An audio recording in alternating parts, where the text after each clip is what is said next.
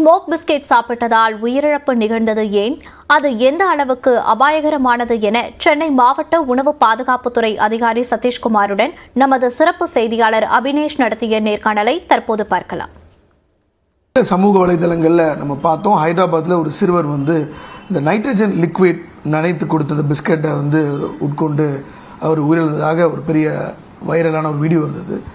தமிழ்நாட்டிலும் பல இடங்களில் திருமண நிகழ்ச்சிகள், உணவு திருவிழாக்கள், அது போன்ற ஸ்டால்கள் அமைக்கப்பட்டு ஒரு ஃபேண்டசியாக அதை பொதுமக்கள் வாங்கி அதை ஒரு ஃபன்னுக்காக எடுக்கிறாங்க. பட் அதுக்கு பின்னாடி கூடிய ஆபத்து அப்படிங்கிறது இன்றைக்கி இது உணர்ந்துருக்கிறாங்க. தமிழ்நாட்டில் அதுக்கு நம்ம எந்த மாதிரியான கட்டுப்பாடுகள் வச்சுருக்கோம், அதில் என்ன பிரச்சனைனால அந்த சிறுவன் உயிரிழந்தார்?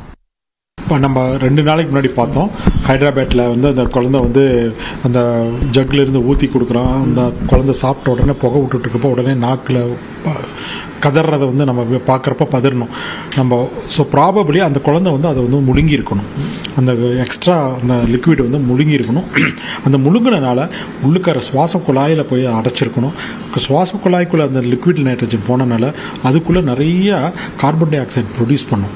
அப்போ நார்மலாக மூச்சு இழுக்கிறப்போ உள்ளுக்கிற ஆக்சிஜன் போகணும். அப்படி போக முடியாமல் அந்த குழந்தை தடுமாறி திணறி தான் இழந்திருக்கா. அதுக்கு அங்கிட்டே தான் அப்படி தான் உயிரிழப்பு ஏற்பட்டிருக்கணுன்றது என்னோட கணிப்பு. இந்த லிக்விட் நைட்ரஜன்றது மெயினாக ஒரு ஒன்லி சில்லிங் பர்பஸ்க்காக மட்டும்தான் யூஸ் பண்ணும். அதாவது ஒரு கறியாகட்டும், மாட்டுக்கறி, மீன்கள், ப்ரான்ஸ் எல்லாம் ஒரு நாடு விட்டு நாடுக்கு டிரான்ஸ்போர்ட் பண்ணுறதுக்கு அந்த தொன்மையை மாறாமல் அப்படியே கொண்டு வரதுக்காக ஃப்ரீஸ் பண்ணி மாத கணக்கில் கூட நம்ம வச்சுக்கலாம், வருஷ கணக்கில் கூட அப்படியே வச்சுக்கலாம். இந்த ஃப்ரீஸ் பண்ணுறதுக்கு யூஸ் பண்ணலாம், சில்லிங் டைப்புக்காக.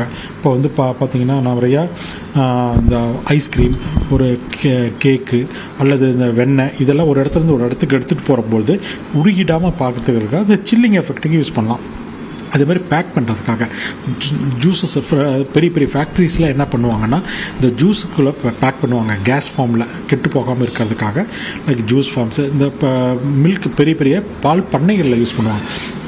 இந்த மாதிரி ஐட்டத்துக்கு மட்டும்தான் நம்ம இந்த லிக்விட் நைட்ரஜன் பயன்படுத்த முடியும். மற்றபடி வேறு எதுக்குமே நம்ம பயன்படுத்தக்கூடாது. அது உணவாக வாயில் எடுக்கக்கூடாது.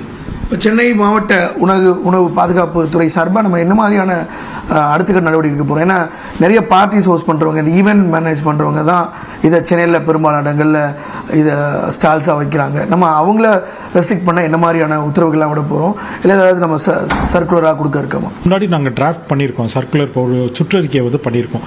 ஸோ இந்த லிக்விட் நைட்ரஜன்னா என்ன, அதோட பயன்பாடுகள் என்ன, நம்மளோட ஃபுட் இண்டஸ்ட்ரியில் பயன்பாடுகள் என்ன, அது இன்கேஸ் அது உணவாக எடுத்துக்கொண்டால் அதனால் ஏற்படக்கூடிய பாதிப்புகள் என்ன அப்படின்ற எல்லா விளக்கங்களும் அந்த நோட்டீஸில் நாங்கள் கொடுக்க போகிறோம். லிக்விட் நைட்ரஜன் வெறுமனே பிஸ்கெட்ஸ் மட்டும் தான் பயன்படுத்துகிறாங்களா, இல்லை வேறு ஏதேனும் உணவில் கொடுக்குறாங்களா? குறிப்பாக ஐஸ்கிரீம்ஸ், பீடா போன்றதுலையும் பயன்படுத்துதான் சொல்கிறாங்க.